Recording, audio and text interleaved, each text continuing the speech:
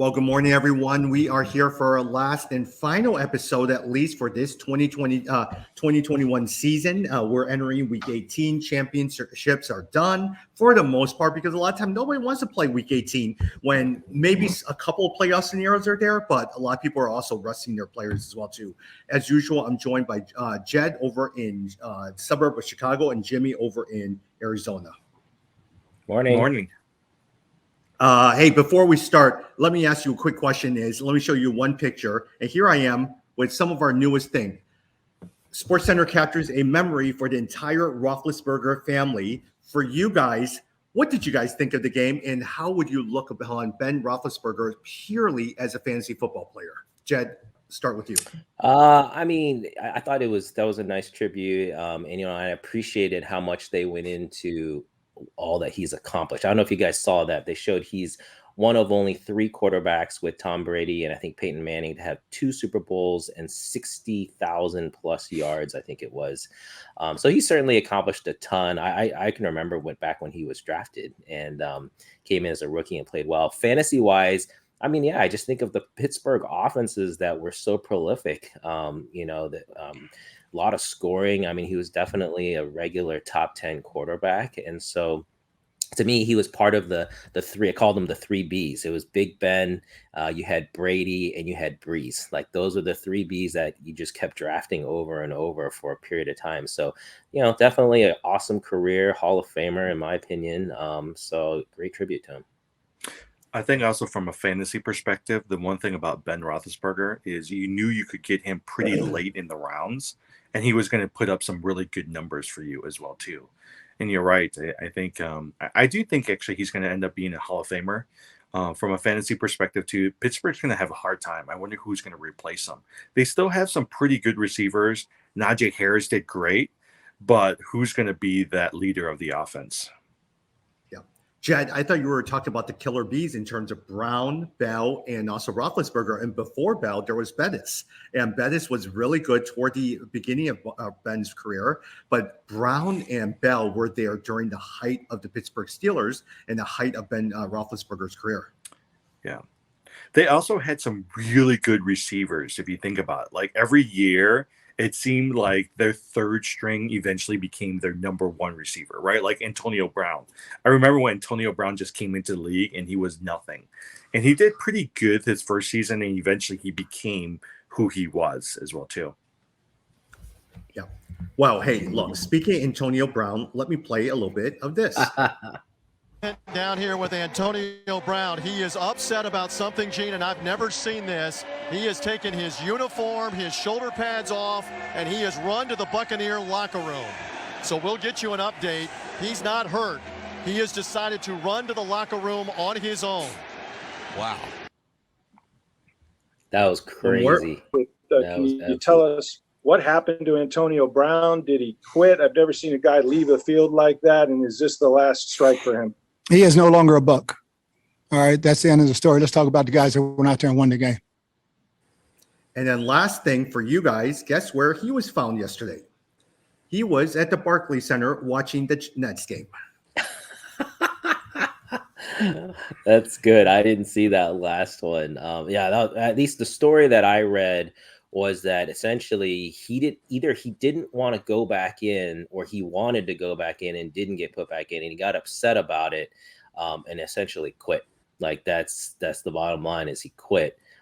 Crazy story. And it's funny because I know later we're going to talk about best waiver wire pickups and MVPs of the season. And to me, Antonio Brown was a great late season. You could get him really. A lot of people didn't draft him, and he produced quite a bit in the games he played. But this game was just a perfect example. I had him playing in this game, and the guy quit. So you only got about a half of production out of him, and pretty much he lost one of the. I was in a championship for my work league and only got 4 points out of him, and that probably cost me the championship. Oh, so you lost that championship because of him? Yeah. So I played him instead of Mooney. And so that was and Mooney had a great game. Yeah, it was a difference in about 12 points, and that's what I lost by. So that's the problem with someone like Brown, but he won't be playing anymore, so nothing to worry about anymore. Yeah. Jed, you know who won it for me? Jamar Chase. Oh, that was ridiculous. 3 touchdowns. That was insane. Yeah, that was the other thing, Tommy. We didn't start by congratulating Jimmy for winning one of our leagues. Which was one of the harder leagues I've ever played in because the bench was small and a lot of times there was a lot of moves taking place. It was a very competitive league. Yeah, so congrats, Jimmy. That was great. Yeah. Tommy won our other friends league as well too. I think he's happy because he was 7th place and he ended up winning the championship. Wow. Yeah, I love that. That's also why like you never quit because you just never know where you're at. And you can always claw your way back. So that's great. Well, it wasn't due to any of my wide receivers like Michael Pittman or Antonio Brown. It was mostly due to Sony Michel, who I picked up on the waiver wire, Fryermuth, who also I picked up from the waiver wire as well too. Yeah. Jim, any thoughts on Antonio Brown before we move on? No, I'm good. Yeah. There's not much to say about him. Now, the only thing with Antonio Brown, this just changed. He also, there was rumors that he was also mad because if you remember, he was actually suspended without pay. And he had to reach certain incentives in this last game in terms of receptions, touchdowns, yardage, in order for him to hit some of those things. And they weren't giving to him. People are wondering if that played a role into the fact that he walked out of the field because he wasn't getting his yardage or touchdowns or receptions. So who knows? Yeah. Hey, Jim, with that said, Jamar Chase, let's go through this. Got an open target. It's Chase at the 40. Look at that move. Look at Chase go. Oh, my goodness. What a gear he just found. Chase for the touchdown. I was so happy on Sunday because our Walter White League, you win $200 something if you're the first place winner. And he alone won me that game in the championship. But it also shows how good that Cincinnati team is going to be as well too. I hope that they'll reach far in the playoffs. They're still pretty young, but man, I mean, going back to our conversation the other day, if I were to choose between Murray and Burrows right now, aren't you going to reconsider, Jed, that maybe Burrows might be the better quarterback to keep? Well, yeah, actually, definitely after that performance. And I was just looking at, I mean, his last 3 games were pretty insane. So, yeah, I probably not. There's no way I'm dropping Murray. I'll probably carry both quarterbacks. The probably going to be Dalvin Cook and Derrick Henry, and then the 2 quarterbacks. That's actually really good. Yeah. Yeah. I mean, there's just, it's too much to drop. And then the hard part will be then the 5th one have to pick between Kyle Pitts and DK Metcalf. Yeah. Hey, look at this note from Matthew Barry. Jamar Chase's 56.6 points at ESPN Standard was the 14th best fantasy football game overall, the 7th best by a wide receiver, and 2nd best by a rookie. Now, the all-time record for most points in a game is still Jerry Rice at 65.5 in 1990 versus the Atlanta Falcons, where he went 13 receptions, 225 yards, and 5 touchdowns. But Jamar Chase, hey, look, I was very disappointed because I needed him last week, but not this week. And so a lot of times, but man, is he a wonderful, wonderful player. That's interesting, the all-time fantasy record. That just depends on what scoring league you're in, because I haven't seen that game as the one. The one I've seen regularly is Sean Alexander. There was a Monday night game. He had, I think, 6 touchdowns. There was a Priest Holmes game where he had like 5 touchdowns. And then, of course, LaDainian Tomlinson was the big one where he's had multiple, 2 touchdowns, both receiving and rushing. So that's an interesting stat. I haven't seen the one with Jerry Rice. Well, I was pulling for Jamar Chase. He almost had one more touchdown, but he was like 10 or 15 yards away and he caught that ball. And if there was no defenders, he could have gone in for another touchdown. So I was really pulling for him to get one more touchdown. Yeah. Hey, here's the latest playoff scenarios as well, too. Tennessee Titans, Kansas City Chiefs, Cincinnati Bengals, Buffalo, New England, Colts are actually New England are all in. Colts and Chargers are playing against the Raiders, Pittsburgh Steelers, as well as Baltimore Ravens. And the Steelers play the Ravens this week, and the Chargers play the Raiders this week. Jim, let me start with you. If you were to get the final 2 playoff spots between the Colts and Chargers, would you pick those 2, or would you pick the other 3 that were on the team? Well, for sure the Colts. I think the Colts is pretty good. Chargers and Raiders will be an interesting play because I think Raiders Raiders have had a really hard season, but the last couple of games, they've actually shown some pretty good resilience. And the Chargers tend to lose some of these big games. So I would not be surprised if the Raiders beat the Chargers and get that 8th playoff spot. Yeah, this is an interesting seeding. The Colts, to me, is the team to really look out for. They lost so many games by less than a touchdown. They are better than that 9-7 record.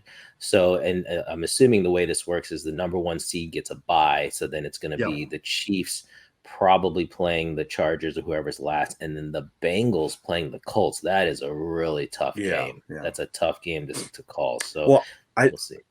I think the other thing, and I'm looking at this as well too, it'll be I wonder because Lamar Jackson didn't play in this last game, right?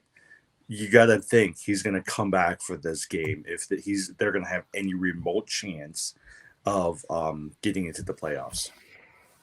Yeah, another example though for you out there, if you guys are playing in the championships this week, tell your commissioners to change your settings because you should just not be playing this week. I mean, there's so many teams. They're going to rest players. It's just going to be a mishmash of fantasy stats. Even this last week was tough. You know, there were some guys that came out of nowhere and had big points, and it just stinks to lose to that. I mean, I think like Jamar Chase is a great example where it's great that he's what won it for you because he was a rookie that was high on a lot of lists, and basically people got rewarded for waiting on him through the season. But if some like, you know, second, third string guy comes in and wins the championship, I always hate that, you know, just because they rested their stars. Yeah. As Jimmy said, the Las Vegas Raiders have been doing pretty well. Hey, look, the Chargers, I think, are a very good team. The Colts are a very good team.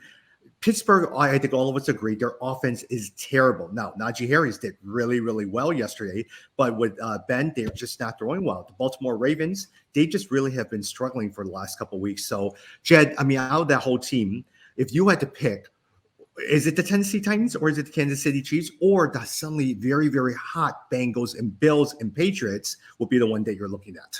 Yeah, no, I don't like the Titans, honestly. And I'm really looking at, I think that Bills Patriots game, if the 4 and 5 that's play, going to be a really good game. That's going to be a great game. And whoever comes out of that, I think could be the eventual winner of this division. So we'll see. Yeah, I don't know. That's where I'd put my money. Would it change if Derrick Henry came back for the playoffs, though, for the Titans? Yeah, obviously, I think that is a big piece. If he comes back, then that does change the equation. But I just feel like the Titans were up and down. I mean, I think they squeaked out some wins. But same with the Chiefs. Although the Chiefs have been hot. The Chiefs have definitely been hot. But, you know, they lost us last week, so we got to see. I mean, the scenario might play out for Henry to come back. I mean, think about it, right? They're going to have week 18. They're going to rest most of their players. They're going to go into playoffs with a bye week. So that's another week. And he might come back in 3 weeks, right? So that scenario and then will work out pretty well. By the way, let me ask you a quick question before I go to the NFC. Jim, Jed, the Washington football team just announced that on February 2nd, they will be announcing their new team name. These are the 8 choices: Armada, Presidents, Brigade, Red Hawks, Commander, Red Wolves, Defenders, and football team. Any of these that you guys like? I'll go with the football team. Yeah, I think they should just stick with the football team now. I think it's really a lot of people have liked it. It's interesting they have 2 of them with red. I could see Red Wolves and Red Hawks. I could see one of those. Although, isn't there already a Red Hawk? There's some college team that's a Red Hawk. There's one for Red Hawks and Red Wolves. I would just keep it. Yeah. Why not Washington Presidents? That's silly. So who's going to be your mascot? Donald Trump's going to be your mascot. All right. Here is the NFC. Green Bay is in. LA is in. They just lost this past week. Tampa Bay is in. Dallas, Arizona, San Francisco, Philadelphia. Now, with the New Orleans can get in with a win over the Falcons, and the 49ers lost to the Rams, which actually can very, very well happen, especially with Trey Lance struggling or still not having played a lot of games. Jed, let me go through you as well too. Would you, if you had to bet, would you say New Orleans will get into the playoffs? Wow, that's an interesting one. Yeah, I could see. I could see both of those happening. So yeah, I would say yes. I think they can get in because I see them over the Falcons, and the Rams. I mean, I think they still have some to play for. So I could see them Yeah. beating the 49ers. So yeah, I think that they could get in. This it's interesting looking at this list though. I feel like the NFC is not as strong as the AFC. Like out of these teams, there's not a ton of teams that I really like coming out of here. Other than really the defending champs, I still see the Bucks can, even though they're hurting at wide receiver. I just feel like you're still the defending champs, and so that to me is a strong. And then I hate to say it, but Green Bay has looked really good, and so Green Bay might be the team coming out. Yeah, me too. Jim, what do you think as well too as you look upon it? Is it Green Bay is the favorite, the Rams, or Tampa Bay? Who would you sit there and say is the favorite? Tampa. The only thing is Tampa Bay is going to have a harder time getting out. Right. I'm just looking at the possible scenarios that they're going to play. I mean, San Francisco, their defense is going to be pretty tough. I think they're going to win, but I do think it's going to be pretty tough for them to get out of it. The Dallas Cowboys and Arizona Cardinals are going to be a pretty good game. I think Dallas is going to end up winning that game. I think in the end, they still have to go through Green Bay. And I mean, Aaron Rodgers was saying in the last game the other day where it was so cold, they said, at the end of the day, we know how to play in the cold and nobody else does. So I can see them actually being the front runners to win this thing. Yeah. Hey, if you look at in terms of Tampa Bay with Antonio Brown gone, Curtis Godwin is gone. The only ones that you have is Mike Evans. Rob Gronkowski did pretty well. He had 115 yards. Another one to look at is Cyril Grayson, is a third wide receiver. Last week, he had 6 catches, 81 yards, and 1 touchdown. Another one to look at is Scotty Miller. Scotty Miller is same thing like the Julian Edelman, Michael Cooper Kupp, all of those guys. So take a look at those guys as a possible replacement for both Brown and Godwin as well too. Yeah. I mean, but think about it, right? Through all those years, Brady never had really, really good wide receivers. I mean, his best receiver was Randy Moss. And so he had a benefit this year. So I actually, if you told me today that he reached the championship and got into the Super Bowl, I would not be surprised because even some of those players are better than some of the team's wide receivers he's had when he was at the Patriots. Yeah. Jed, if you were to look at the number 4 and 5 seed, the Dallas Cowboys, hey, look, they've been struggling and lost to Arizona Cardinals, but the Arizona Cardinals were the favorite going in, especially early in the season because they were doing so well. What are your thoughts on those two teams? Yeah, I mean, I think obviously injuries play a role, but the Cardinals, I mean, that was a nice win for them to pull out, but yeah, I feel like the Cowboys defense is going to carry them if they end up playing the Cardinals. And so I agree with you, Jimmy. I think Dallas ends up winning that. But, Kyler Murray is definitely a wild card. If he's healthy and if he plays to his best, it's going to be tough to beat that. Yeah. Hey, let me get your thoughts on a couple of news and notes before we go into our picks for in terms of fantasy football picks. All right. Here's one, Jim. Panthers owner reportedly embarrassed he gave 7-year contract to Matt Rule. And the reason why he gave that 7-year, he was bidding against the New York Giants, who really, really wanted him. New York actually ended up with Joe Judge. And so as a result, they got Matt Rule. What do you think of that as well, too? And with the Panthers and look, I mean, they were just struggling. Darnold just did not work out. And all of their Christian McCaffrey was injured. What do you think of the Carolina Panthers going into next year? I mean, here's the thing, right? Like if you, at the beginning of the season, they were perfect. And that was partly because of Christian McCaffrey, actually primarily because of Christian McCaffrey. McCaffrey, has almost 70% is involved in 70% of the snaps for the offense. And so if they have him, they're fine. The problem that he's had the last few seasons, he keeps getting injured. And so I don't know. I mean, I don't know what's going on within a locker room, but at the end of the day, if you don't have a Christian McCaffrey, the Sam Darnolds of the world and Cam Newtons of the world, they look bad, and it's not like their wide receivers were helping them. You would think DJ Moore would help them. And he did have a decent season fantasy wise, but without McCaffrey, they're done. Jim, if you did not have a keeper league and you had the number 1 draft pick, would you be picking Christian McCaffrey next year? No, I would pick Jonathan Taylor. Yeah, I would pick Jonathan Taylor. Got it. Hey, Jed, a lot of times one of the things that's criticized about Matt Rule is he's a micromanager and he has a lot of people on the staff from the college ranks, but not a lot of people from NFL ranks. It shows a lot of times how much college coaches struggle when their micromanaging style. We saw that with Urban Meyer. It just doesn't work in the NFL. Oh yeah, I mean, it actually it's both ways. Like I think NFL coaches who go into the college ranks, they don't do as well either. So it's a totally different game, totally different personnel dealing with. Really, I forgot who it was that said this.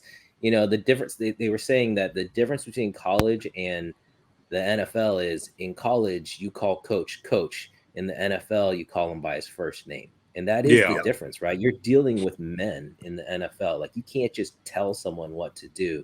You have to convince them that you have a plan and a mission and a vision. Yeah. So it's a lot different ball game. To me, I'm surprised. I wouldn't be surprised if they move on from Rule. Yeah, they said they'll give him 1 year. Jed, a lot of times, here's a keeper that you mentioned, Kyle Pitts. He becomes the first rookie tight end in 60 years to top 1,000 yards. How good will Kyle Pitts be, and will he eventually surpass? Here's my bet. Will he surpass Travis Kelce and Darren Waller by next year as top tight end? Yeah, I hope so. I have him, and so I hope so.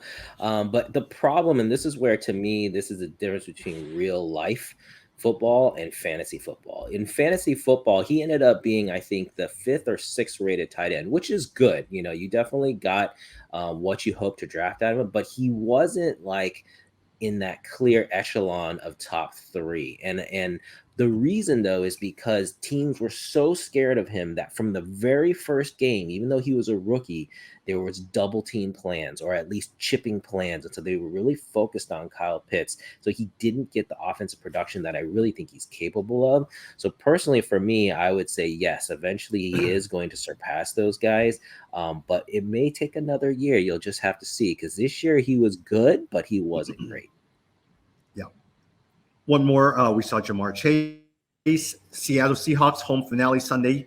This past Sunday could be the last time Pete Carroll and Russell Wilson work together at Lumen Field. Do you believe that this is the end between those two? I do. And I think that's one of the most interesting offseason questions is where Russell Wilson is going to go. So, yeah, I think they're done. This season was pretty bad for them, and I don't think you could just point to injuries, although obviously that did impact them. But I think they're ready for a change. Personally, I think it would be exciting to see Wilson move and kind of see where he ends up, because I think kind of like the Tom Brady situation, wherever he goes, they should become an instant contender. Yeah. If you had, I really think he's going to end up going to Denver. Really? Okay. Yeah. Jed, where would you want him to go? I'd like to see him come to the Bears. But no, if he went to Denver, that'd be a really good situation. Good running game, decent defense, decent receivers. I could see him instantly catapulting them into the contender conversation. But yeah, I mean, I like Russell Wilson. So I think wherever he ends up, maybe let's see where Aaron Rodgers goes. If Aaron Rodgers moves, you could see Russell Wilson coming back to Green Bay, coming back to his Wisconsin roots. That would be really interesting. Yeah. But rumor has it that he has his eyes on Pittsburgh Steelers now. Oh, who? That would make Russell sense Wilson? Too. Russell Wilson. Yeah, that would make sense. That's not bad over at the Pittsburgh Steelers. Yeah. The problem with Wilson is how long do you get him? That's the issue, right? Like Wilson is what, 34, 35? So the question is, how many more years do you get out of him? To me, it can't be more than like 2 or 3 years. Hey, as you are seeing today, we tried a new feature with not only slides, but also videos. And as a result, I actually have to say this verbiage. All rights go to ESPN, Fox, CBS, NBC, Universal Music Group, the NFL, NBA, NCAA, MLB, all of that stuff. We do not own the music and the footage used in this video. No copyright infringement is intended for entertainment purposes only. And so I guess this is the verbiage I have to use when we start using some of these videos here. You're going to have to start doing that thing where you talk really, really fast and get all of that in. And then you got to say that you should do it at the end. At the end of the show, you say all of that. I will start doing that next week. Hey, for our last segment, I want to be able to pick your brain and look at all these different options. Jim, I'll start with you. If you had to pick an MVP of your fantasy football league this year, who would it be? Is this overall or just for my team? Overall. Overall. Yeah. Okay. I think when the season first started, you could have made the argument that the MVP was going to be Derrick Henry, right? Because he was having such a great season. I think at the end of the day, when all things are said and done, I would say if you had a Cooper Kupp on your team, he would be your MVP. Because I think he won so many leagues for so many people in so many games for everybody. I would say Cooper Kupp. Yeah, Jed. Oh man, Jimmy, you still. I was debating between Cooper Kupp and Jonathan Taylor, and what pushed it over. Jonathan to Cooper, Taylor, yeah. Well, what pushed it over to me for Cooper Kupp is that Jonathan Taylor, on average, was the 9th drafted player, so he was a first-round draft pick, whereas Cooper Kupp was the 19th wide receiver.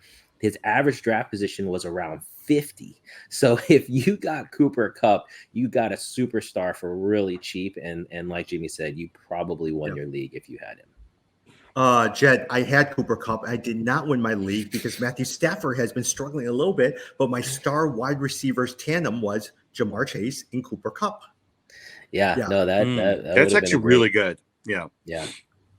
But hey, Jamar Chase struggled the last couple of weeks because T. Higgins went off. But also, I agree with you. With MVP wise, it is Cooper Kupp. He had longevity throughout the entire season. Jonathan Taylor really came on toward these last 5 weeks. But Cooper Kupp has been overall the last 17 weeks always consistent, over 100 yards. Man, a lot of receptions, especially in PPR leagues as well too.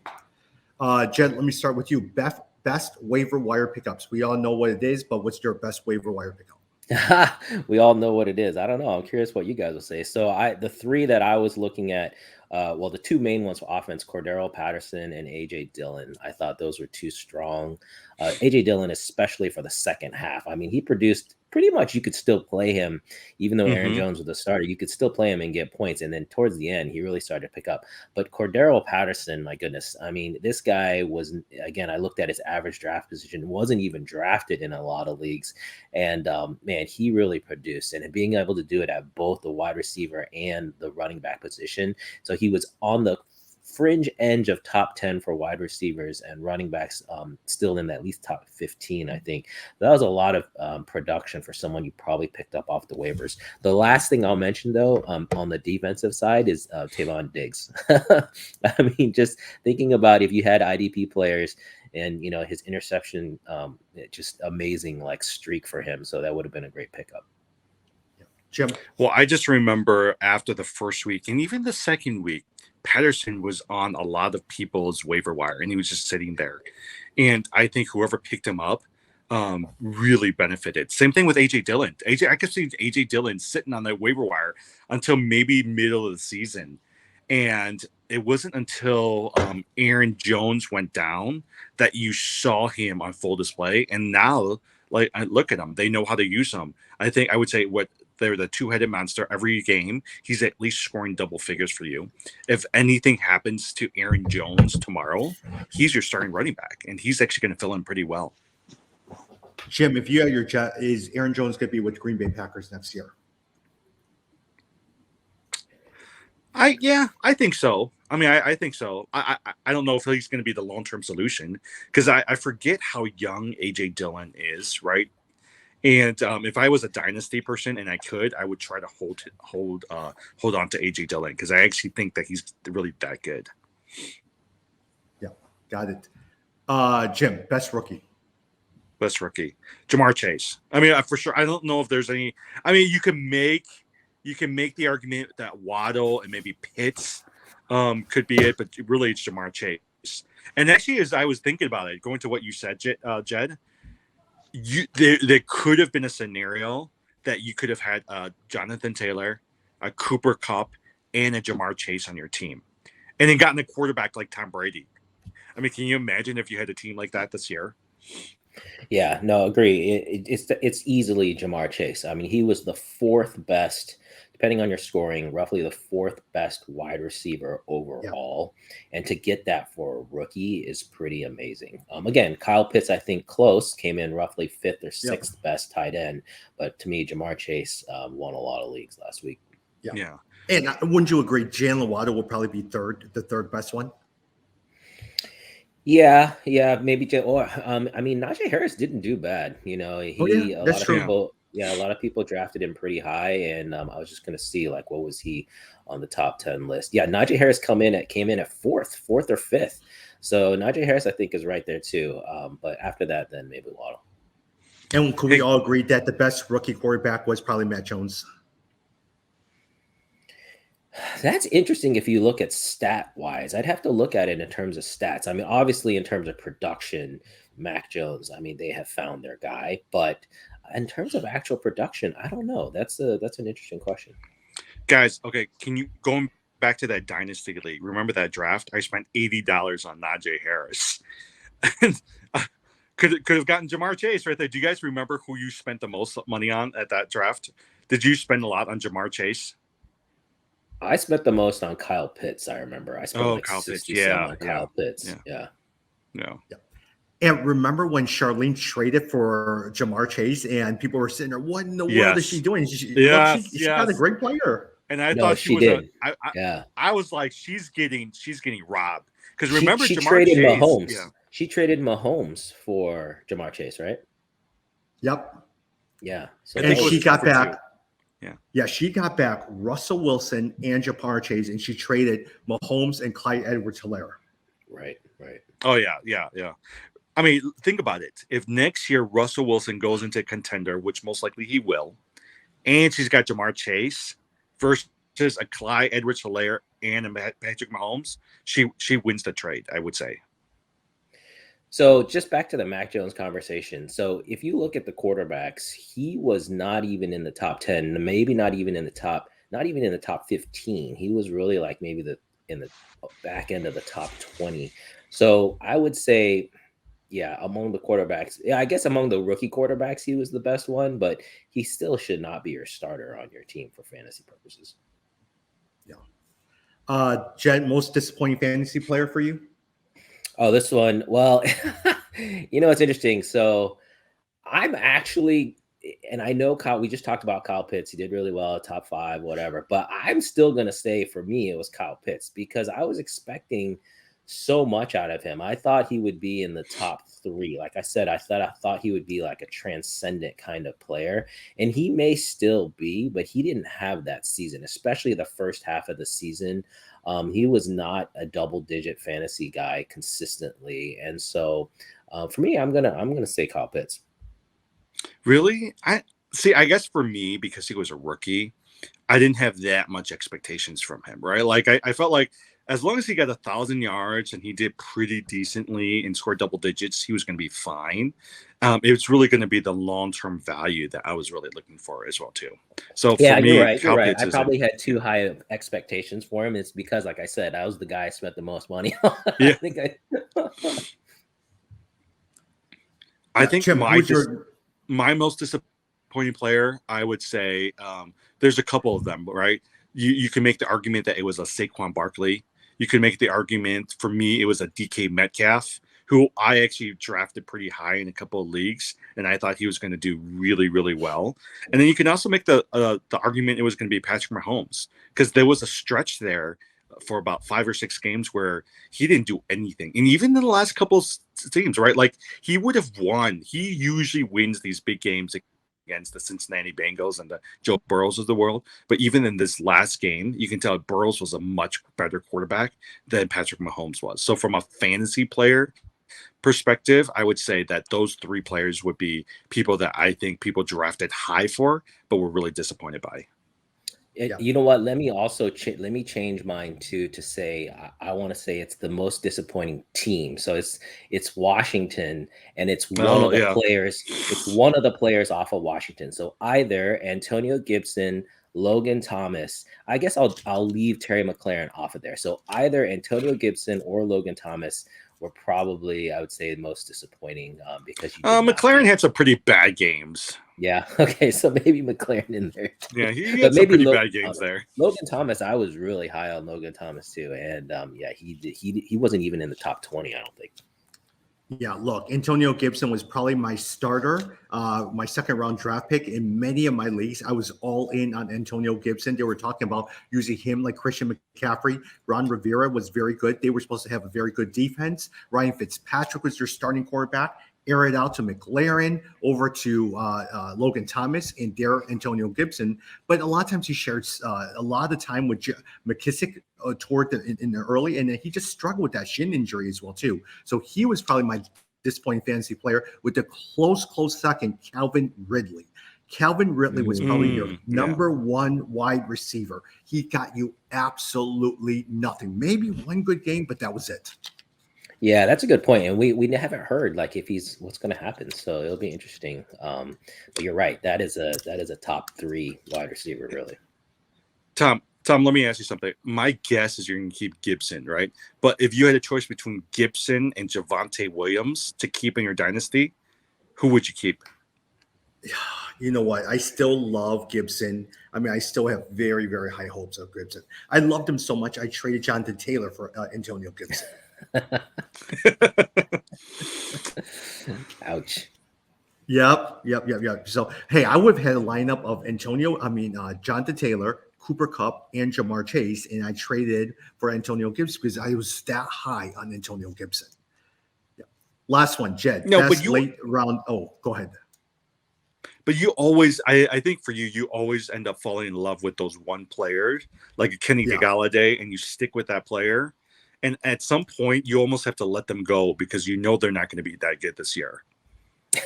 Yeah, but at the same time, sometimes there are certain players, like for instance, I love Manu Ginobili back in fantasy football, or Doncic before he was really good. I picked him up so many times in late pickups, and so there are certain players that do work out.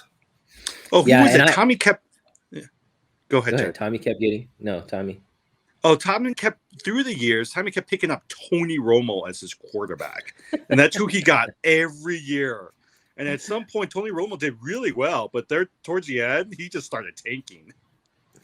Yeah, and so people always ask me because people are always like, oh, when you go to fantasy, don't draft your like favorite team players or your favorite players or whatever. I disagree with that. To me, if you're playing fantasy, like you got to have a little bit of fun. And sometimes there's certain players you're just like, I want to have that guy on my team so that when they do well, I can be cheering for them. So I don't have a problem with that. If you like Gibson, stick with him. He may turn things around next year.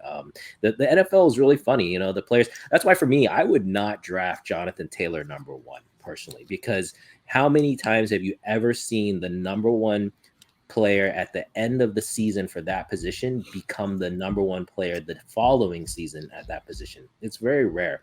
He's definitely top 3, but if I have the number 1 pick, I don't know that I'm using it on him. It's probably the safest pick, but it probably won't happen again. No, Jed, we don't want to be one of our guys that we play with, Jimmy and I play, a knucklehead friend who loves Chicago sports so much. He drafted Dave Montgomery with the number 1 draft pick. No, we're not going to go ahead and do that. Hey, Montgomery looked good, man. I'm a Montgomery fan. I'll just say, I think, if Chicago can figure things out, if Justin Fields can turn things around, if we can get the offensive line settled, Montgomery is a stud. So I don't have a problem with him top 10, but yeah, not number 1. Yeah. Jed, last one. Best late round pickup as we wrap up this time. Yeah, the last one I'll put here is I was looking again, just average draft positions put past 6th round, or in the auction leagues, things that you're spending like $5 or less. The one that stood out to me was Deebo Samuel. Deebo Samuel came in pretty. I think people just weren't sure of what was happening with Jimmy G and Trey Lance. So Deebo Samuel in our league, he went for $5, and man, you got top 10 talent out of that. So for me, it's Deebo Samuel. I agree with you. Deebo Samuel, I mean, no one knew he was going to be as good as he is. I would say next year he's going to be in the top 2 rounds. But Deebo Samuel, he was so good this year. My other person that I might want to consider is Mike Williams. Mike Williams was going really late in a lot of these rounds. And I think in a couple of dynasty leagues, he was going for like $1 or $2 or something ridiculous like that. So I think he produced some pretty good numbers for you as well too. Yep. Yeah. Also in our league, Jalen Waddle went for $2. Oh yeah. Let's see. I'm looking at some of the other ones. Jerry Jeudy went for $36, And so you had some, but man, that was pretty good. Joe That was Burrow Jed, went wasn't for it? Jed, you're the one Yeah. who picked up Yeah. Jerry Judy for $36. Huh? Oh man, he did not produce. That's why I was so disappointed with that. That's why if Russell Wilson would go to Denver, that could be really good. I still believe in Mhm. Judy's talent. People don't remember Judy was tied with CeeDee Lamb, and rightfully so, as a tough decision to draft between those two guys. While CeeDee Lamb has produced better, Judy still has the talent. So I just got to wait and see what happens there. Just so you know, Jed, you picked up Joe Burrow for $5. That's good. I like that. That's a steal. Moron, best late round pickup of Trey Sermon. I paid $35 for Trey Sermon. I still like Trey Sermon, man. I don't know. We just got to see what happens there. I like Trey Sermon a lot. Well, I think as Tommy's going through the list, I mean, look, COVID definitely changed this game, right? Because we had so many players that were out, especially towards the last few weeks, that you end up having to pick up all of these people on the waiver wires. And so many people were injured, or they were out. I mean, to be honest, I think you can make the argument that how you drafted in the later rounds and who you picked up is actually more important than who you take with your number one pick. Yeah, that's not a last bad one. argument. Mhm. Last one I have in terms of late round pickup, James Conner. Nobody was expecting very much out of James Conner. He did really, really well until he went out with COVID. But for a period of time, Chase Edmonds was struggling. He got used. Remember that one game he had 3 touchdowns? I mean, James Conner He was got so all the. good. Yeah, we didn't know that Connor was going to get all the goal line carries, so he had so many touchdowns. That was the thing. That was most surprising in Arizona. But yeah, I agree with that. Connor was a great pickup. Yeah, I think Aaron Rodgers. I think for a lot of people, I remember if you think back, Aaron Rodgers got drafted pretty late because people weren't really sure what type of season he was going to have, and he actually did pretty well. I would say he's in the top 5 quarterbacks this year. Got it. Well, hey, this was a fun year. It was a challenging year for all of us. Any last thoughts as we wrap up, Jen and Jim? One of the scenarios I would really consider next year, trading my first round pick for a couple later round picks, like for a 2 and a 4. Because again, for the second year in a row, if you had the top pick and you drafted a McCaffrey, Ezekiel, Barkley, you were very disappointed. Even, I mean, most of the people, like a Travis Kelce, didn't have the best year. And so for me, I'm actually seriously considering doing that next year, is just getting rid of my first round pick and going towards later rounds. Well, what it means is all of you fantasy players out there should be in auction leagues. You should not be in snake draft leagues, because it's just not a fair way to do it. You know, you just want to do it based on not the roll of the dice and the draft position you have, but really how much money you have. So, but I do think the strategies can change. As you were saying, Jimmy, I think even in an auction draft, it probably suggests that you don't want to be spending huge on superstars, that you really want to save your money for the later rounds and kind of your bench, basically. That filling out your bench is probably more important than it's ever been. So that is definitely a change in strategy. But overall, I would just say great year. I'm glad that you both won championships so that you protected the legitimacy of our podcast, that we know what we're doing, because I didn't win. So thank you for that. But it was a great year. Jed, did you know we helped Tommy win his championship? Great. No, seriously, because last week, remember, we told him you should really consider Darrell Williams play, and he played Darrell Williams, and look at how well Darrell Williams did this past week. Yeah, Williams did great. No, I think it's great. I mean, I had a lot of fun. For those any of the 10 people who were listening, thanks for checking in. We had a blast, and hope we helped win you guys some championships too. And I got to bounce back next year, because I did terrible in my leagues this year. Got it. Well, you have to go to work. All of us have to get to work. Jimmy has to get his day started. Hey, on behalf of the entire team, thank you so much. And we look forward. We'll probably be back for fantasy football, like free agent signings. We'll probably be back. Maybe that draft. Yeah, maybe the like rookie draft. Yeah. Or we may even come back after the Super Bowl, when all of the head coaches are being fired. We could talk about that for a little bit. Black Monday. Talk soon, everyone.